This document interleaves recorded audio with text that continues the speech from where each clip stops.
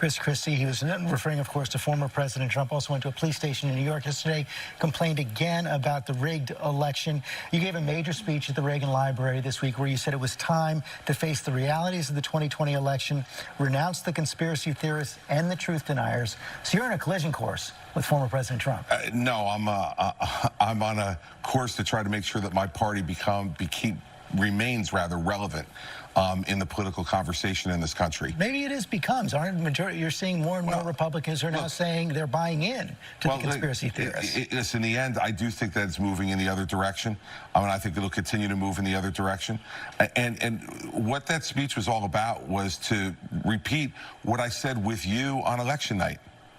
You know, at 2:30 a.m. on election night, when the president made the speech that he made, President Trump made the speech that he made, I said it was unfounded and that there was no evidence of anything like what he was talking about, and he needed to stop. And I've consistently said that since then. It's taken hold among Republicans. It's taken hold among some Republicans, George. But I think what you're seeing over the course of time as this continues to move past election night and the emotion of an election is that more and more people are saying that that's not true. And by the way, it's also incumbent upon all of us in the party who don't believe it's true to speak out. Because you're not going to convince everybody overnight. The same way we're having the conversation about vaccines, and you're not going to convince certain people of certain things. I can't tell you how many conversations I've had with friends of mine who are smart, good people who aren't vaccinated. So are you getting blowback? I mean, listen, a little bit, but much more praise than blowback for the speech. And so, you know, but in the end, that's not why I gave the speech, to either get praise or worry about blowback. You say what you believe. That's what I try to do here every week when I'm on. And I said what I believed on Thursday night, and it's what I'm going to continue to believe. I just think for 4 years, we watch Republicans either be silent or be complicit in the building of the monster that is Trump. And even post-Trump, there are still Republicans who are bolstering him, supporting him. So I feel like too little, too late. The reality is real leadership is stepping up to the man at the time he was in the seat and saying that we won't budge. And there was none of that. And unfortunately, I don't know what the future of the Republican Party is. There's so many folks who are now swinging closely. We think about the 47 states that have legislation trying to keep people from voting based on the big lie that we know was not true. We think about January 6th and the insurrection that happened on the structure of democracy itself and democracy. And there are Republicans who don't want to have an investigation into that. So this Republican Party is way far gone, and unfortunately, too little, too late. George, hold on. I want to get another Republican perspective here from Sarah. You know, they're seeing debate there. Chris believes the party's over time moving in this direction. Yvette disagrees. I think that perhaps we will finally see what we didn't get to see in 2016, where there were 17 candidates, nobody dropped out so that you could have the one-on-one versus Donald Trump. Perhaps it looks like Donald Trump is going to run again. We're certainly told that by all of his advisors and by all accounts from him. If it is Chris Christie versus Donald Trump in the Republican primary, Republicans will have a choice. And certainly Donald Trump is in some ways at his weakest that he's been since he left the White House, and in other ways, certainly what he has said and Trumpism has picked up within the party. It will be up to Governor Christie to make the case that there is somewhere else to go. But I do think if Trump runs, he may be alone in that lane, and that could be helpful. I'm sorry. Republican Party, they made their choice. Yes. And I appreciate the speech, Governor, but the reality is this. You have to admit, Sarah, you have to admit the role that you played in putting the person in leadership who is driving conspiracy theories. It's one thing to condemn them after the fact, but you have to own up to the role that you played in putting the person in power. The time we both ran campaigns against No. Let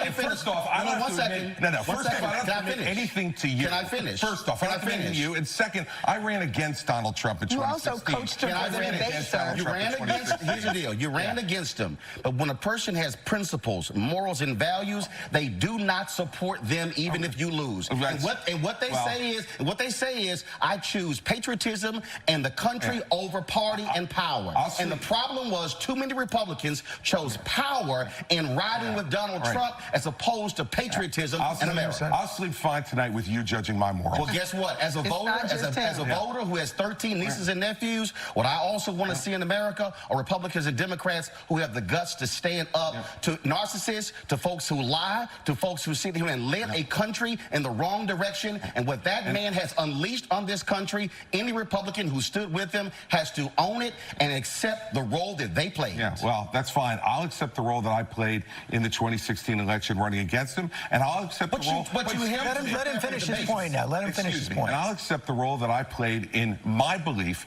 that Hillary Clinton was not the right person to be president. We all get to make choices, Roland, in this democracy. I made my choice. I'm on record of my choice, and I'm not walking away from my choice. But it does not preclude me from being able to be critical when the person that I did support does things that I am against. And so this false choice that you're trying to set up, it's a false choice, and one that the American people are not going to buy either. Roland, let me just press one other point. Right now, I would argue that the fact that so many Americans can't buy into simple facts is probably the biggest existential threat we face to our democracy. So when somebody speaks up for that, isn't it something to be praised? Facts are critically important, but again, when you support someone who said fake news, when you were truthful and then push that, then when you have the networks and the conservative radio talk show hosts, that whole echo chamber driving that's the problem. I am a native of Texas who is still registered there, and I am dealing with Greg Abbott and Dan Patrick, who is consistently lying and making things up, and you're dealing with that. I'm dealing with people who are changing textbooks, well, here's the deal.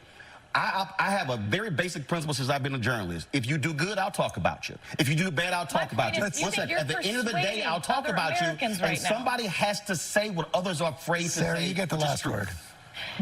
If you want to persuade the half the country that voted for Donald Trump in 2016 to move to your side, then you've got to stop villainizing them. You've got to stop having these conversations where everyone who is not with you is against you.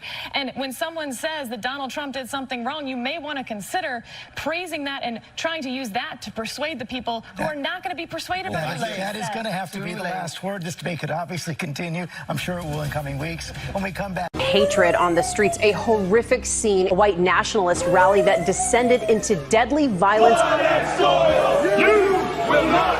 White people are losing their damn minds.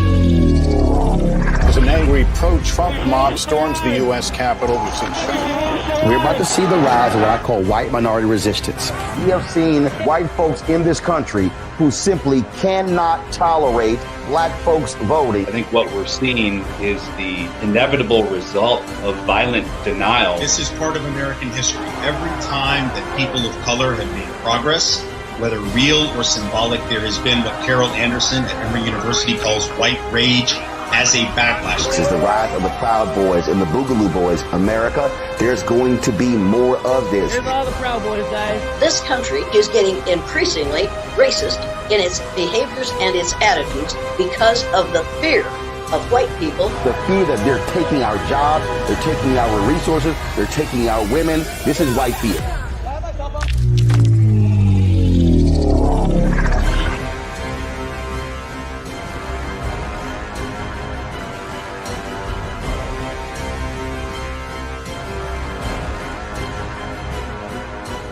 When you talk about blackness and what happens in black culture, we're about covering these things that matter to us, speaking to our issues and concerns. This is a genuine people-powered movement. There's a lot of stuff that we're not getting. You get it, and you spread the word. We wish to plead our own cause.